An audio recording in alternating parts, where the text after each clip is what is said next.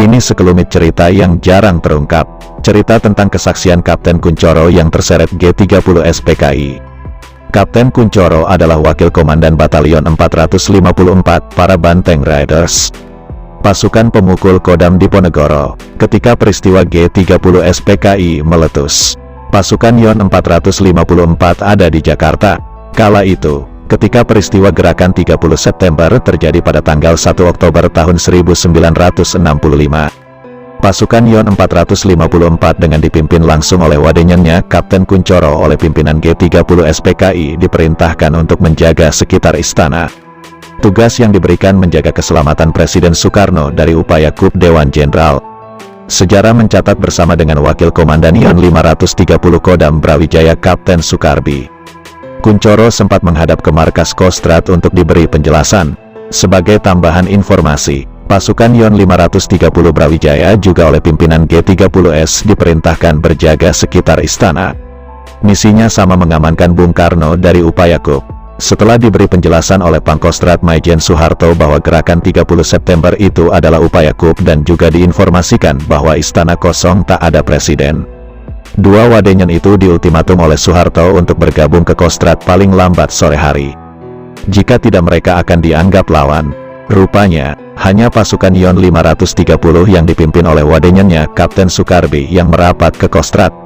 Sementara, pasukan Yon 454 memilih menyingkir ke Halim mencari komandan mereka Mayor Sukirno. Ketika itu, pada pagi sekali tanggal 1 Oktober tahun 1965 Komandan Yon 530 dan Komandan Yon 454 menyertai Brigjen Suparjo untuk bertemu Bung Karno di istana. Tapi gagal, karena Bung Karno tak ada di istana. Lalu mengapa Kapten Kunchoro sebagai wadenyen 454 memutuskan membawa pasukannya ke Halim? Meski sudah diultimatum Maijen Soeharto, Julius Power dalam buku Gerakan 30 September, Pelaku, Pahlawan dan Petualang, mengutip kesaksian Kapten Kunchoro yang diungkapkan ketika wadenyen itu dihadapkan ke Mahkamah Militer luar biasa.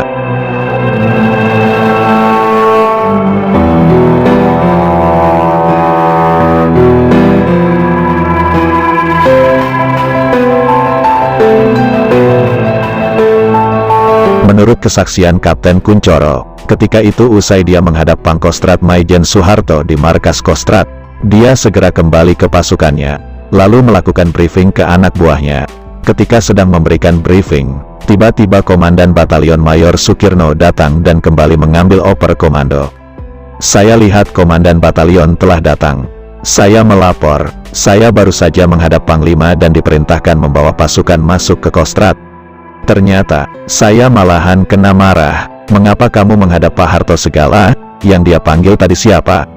Disemprot komandannya. Kapten Kunchoro menjelaskan kenapa ia bersedia menghadap ke Kostrad yang dipanggil komandan, tetapi karena Mayor sedang tidak di tempat, saya memberanikan diri mewakili, jawab Kunchoro ketika itu. Lalu Mayor Sukirno dengan nada marah langsung berteriak, kumpulkan segera semua komandan kompi dan perwira staf. Setelah itu Mayor Sukirno memberikan briefing. Menurut Kunchoro, dalam briefingnya Mayor Sukirno mengatakan, dia telah menerima perintah pemimpin besar revolusi. Batalion 454 harus tetap menjaga istana. Saya bersama pemimpin besar revolusi akan berada di salah satu tempat, maka pimpinan batalion saya serahkan kepada Kapten Kunchoro. Setelah selesai memberi briefing Mayor Sukirno kembali naik jeep, meninggalkan tempat. Sewaktu mengantar komandan batalionnya menuju kendaraan, Kunchoro memberanikan diri sekali lagi menanyakan, tadi sudah ada perintah Panglima Kostrad, dan sekarang menurut komandan ada perintah pemimpin besar revolusi. Saya menjadi bingung, bagaimana kami harus melaksanakan? Sukirno menjawab, kamu tahu peraturan tidak? Mestinya, perintah dari yang paling tinggi pangkatnya wajib diikuti. Oleh karena itu, saya tidak akan menghadap ke Kostrad. Siap komandan, jawab Kapten Kunchoro. Menurut Julius Power dalam bukunya, ketika itu, kebimbangan masih menyergap perasaan Kunchoro. Sekali lagi dia dipanggil Letnan Kolonel Maroke Santosa, Kepala Staf Cakrabirawa, untuk menghadap ke pos komando istana. Maroke memerintahkan agar pasukan Banteng Riders segera ditarik dari depan istana, dibawa masuk ke markas Kostrad. Kecuali itu juga dijanjikan mereka akan diberi makan seperti yang telah diberikan kepada Batalion 530. Tugas menjaga istana serahkan kepada kami. Cakrabirawa, begitu penjelasan Marokeh. Lalu Kuncoro menjawab, tadi sudah ada perintah dari pemimpin besar revolusi melalui komandan kami, Mayor Kirno. Batalion kami harus tetap menjaga istana. Mendengar jawaban ini, saya lihat Letkol Marokeh tertunduk lesu. Diam sekaligus membisu, sama sekali tidak memberi komentar apa-apa. Saya segera minta izin kembali ke pasukan. Kenang Kuncoro mengingat kembali peristiwa tersebut.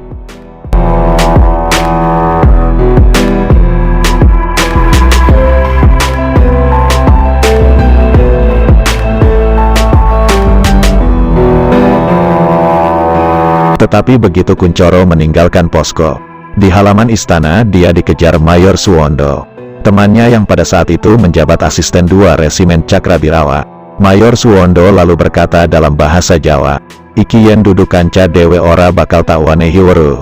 Ini kalau bukan teman sendiri, tidak akan saya beritahu, kata Suwondo. Lalu Mayor Suwondo melanjutkan perkataannya, "Opo Pak Kuncoro ora pengin bali nyang Semarang?" Apa Pak Kuncoro tidak ingin kembali pulang ke Semarang? Kuncoro pasrah, "Yo mesti kepengin, tentu saja ingin." Suwondo kembali berkata, "Ngerti yo, Pak untung saiki wis dadi buron. Yen ora percaya, Pak Kuncoro melebu istana, saiki istana wis ora ana sapa-sapa maneh.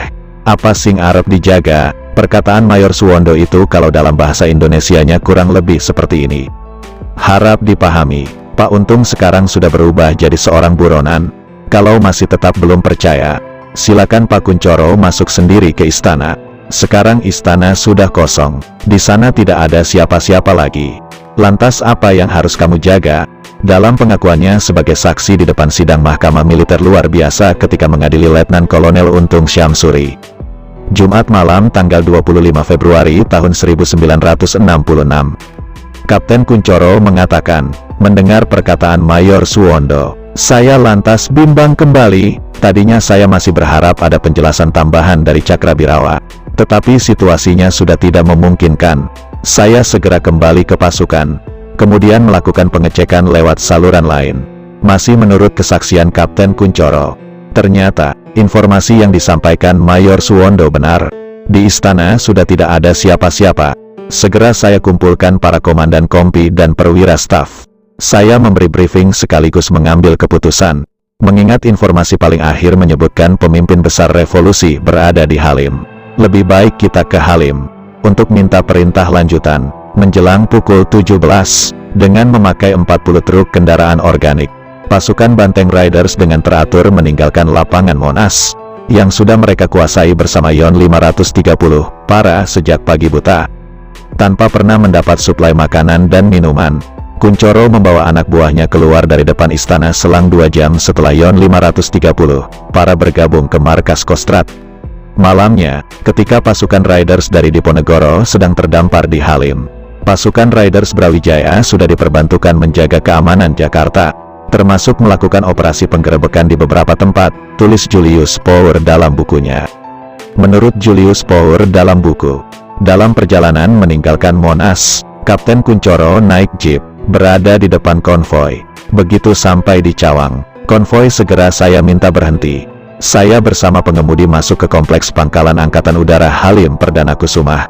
Di sana saya diterima seorang kolonel, mungkin komandan pangkalan. Saya katakan, "Kami ingin menghadap pemimpin besar revolusi untuk minta petunjuk."